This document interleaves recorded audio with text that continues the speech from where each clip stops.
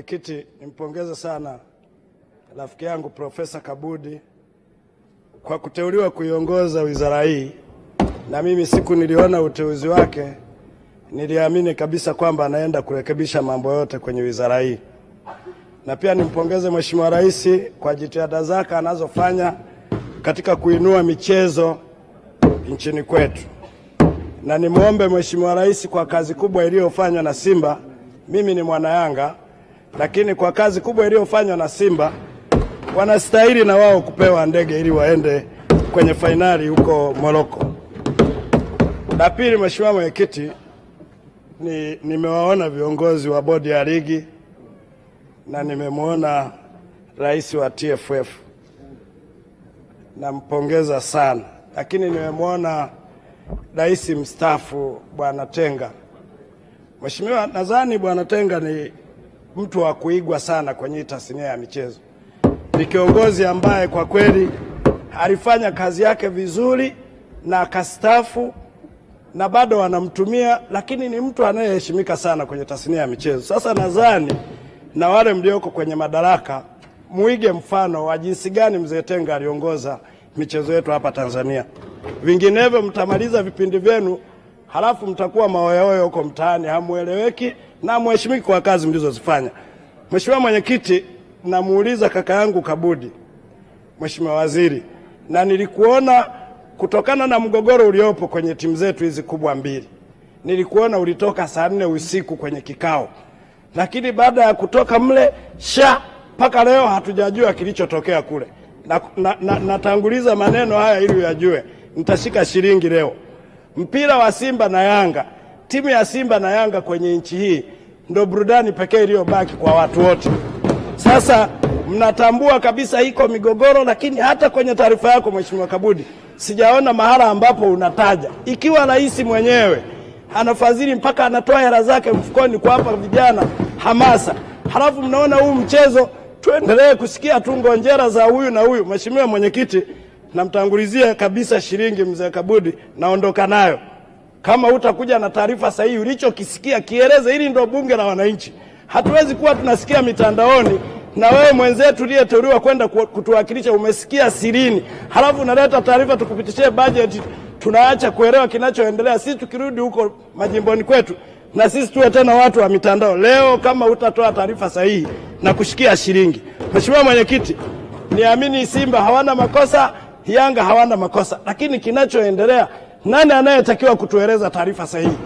Tunaona kama michezo kama kesi imeenda kasi, imerudi kasi, imekuja huku, kabla mlalamikaji hujamsikiliza unatangaza mechi, anacheza bodi ya ligi, inacheza Yanga.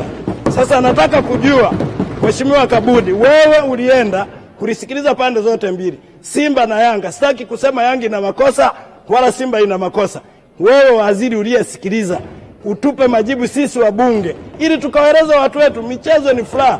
Simba na Yanga ni pati ya maisha ya kuburudisha Watanzania. Kwa hiyo ukija bila maneno leo nitakuzengua Mheshimiwa Kabudi. Lazima uje na taarifa. Sisi Tanzania tumepata heshima ya kuandaa AFCON. Halafu dunia yote itaangalia AFCON inaandaliwa Tanzania. Halafu tunakuwa na viongozi wahuni tu wanaamua anavyotaka. Hatuwezi kwenda kwa design hiyo. Hapana. Sisi wote tunaweza kuwa marais wa TFF, wote humu tunaweza kuwa viongozi wa bodi ya ligi. Hata mimi naweza kuteuliwa. Halafu lazima niwe wazi, sio tu kama tumempa mtu kuongoza familia yake. Na kuomba sana Mheshimiwa Waziri, kuliko kulitia aibu taifa hili tulikoenda kwenye michezo yetu, ni lazima uje na taarifa bunge tufahamu. Usipokuja nalo leo nitaondoka na shilingi. Mimi ni daktari, wewe ni profesa. Kwa hiyo mzee ujiandae, na wewe mwenyewe umenipandisha kuniita profesa, unaniita profesa. Kwa hiyo leo nitakuzengua kiprofesa. Mheshimiwa, naomba nichangie, nishauri bodi ya ligi iwe isiongozwe na TFF. Iwe independence, wazungu wanasema, ijitegemee. Tunaona hivyo independent hivyo. Tunaona sasa inapokea maelekezo tu kutoka kwenye bodi, kwenye TFF. Kwa hiyo ninaomba sana Mheshimiwa Mwenyekiti, tuache na tuunde bodi ya ligi inayojitegemea. La mwisho, Mwenyekiti, kwenye mfuko wa wasanii, nimewaona rafiki zangu wasanii. Unajua tatizo huko serikalini huwa mnakurupuka, hamjui biashara. tuna mipango mizuri ya pesa, lakini biashara hamuifahamu. Na tukitoa mawazo, mimi nimeshiriki sana kuzitafuta zile pesa, wanajua wasanii. Tukitoa mawazo, ikifika muda wa pesa, mnakurupuka na shule. Sasa hili ndio tatizo. Mheshimiwa, mfuko wa wasanii, pesa alizotoa Mama Samia, leo tukiuliza kuna shilingi ngapi? Hao mlio wakopesha wamerudisha shilingi ngapi? Wako hapa kuchukua hela leo, wengine na kuoa, kununua magari, starehe zingine zimewaua na kuwaua.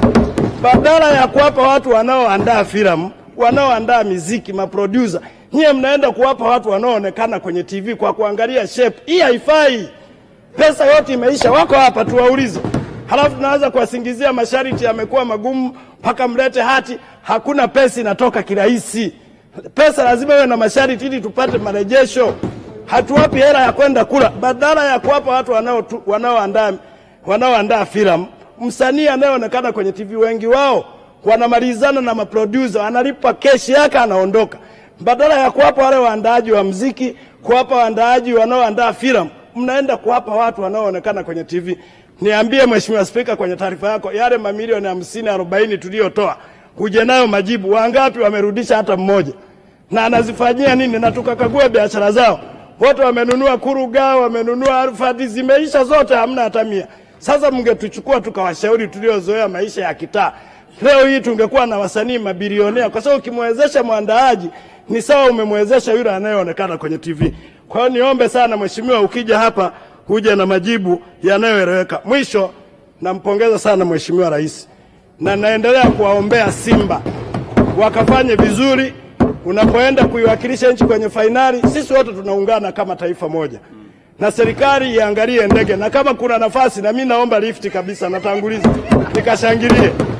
Nakupongeza sana Profesa Kabudi, wewe ni mzee, mwalimu wa kitivo cha sheria mbobevu. Nina imani irekebisha hii wizara.